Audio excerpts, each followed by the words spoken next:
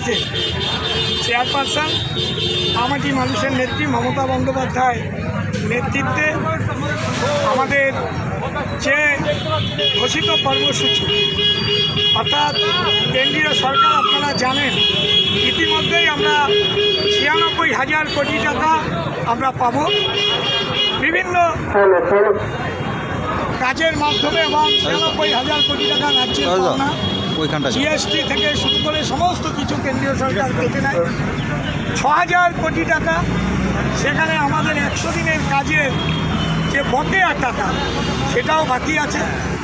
এছাড়া রান্নার gas, petrol, diesel এই সমস্ত মূল্য বৃদ্ধির প্রতিবাদ, বিভিন্ন জনবিরোধী মুখী প্রকল্প কেন্দ্রীয় সরকার নিচ্ছে, তার বিরুদ্ধে আজকে শুধু রানাঘাট 2 নম্বর ব্লকেই নয়, সারা বাংলা জুড়ে আজকে আমাদের আন্দোলন কর্মসূচি, বিক্ষোভ মিছিল চলছে। আমরাও এই ব্লকে ধানতলা, অর্থাৎ আমাদের এই ধানতলা অঞ্চলে, কামালপুর অঞ্চলে আমরা রানাঘাট 2 নম্বর ব্লক তৃণমূল কংগ্রেসের পক্ষ থেকে এখানে মিছিল করেছি। এই মিছিলে সকলে এই ব্লকে প্রত্যেকটা মানুষ আমাদেরকে সহযোগিতা করেছে।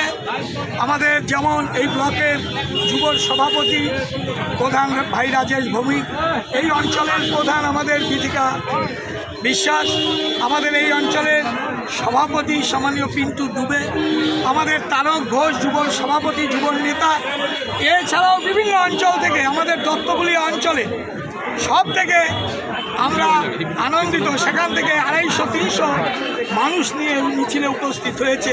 কৃষ্ণা বিশ্বাস, আমাদের যুগল কিশোরের মদন বিশ্বাস, শ্যামা বিশ্বাস, আমাদের সকলের নেতৃত্বে যে একজন মহা মিছিলে পরিণত হয়েছে।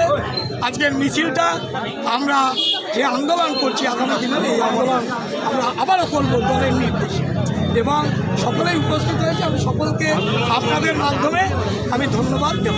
আপনার নাম আর ডেজিগনেশন? দেবাঞ্জন গুহঠাকুরতা, সভাপতি রানাঘাট 2 নম্বর ব্লক তৃণমূল কংগ্রেস।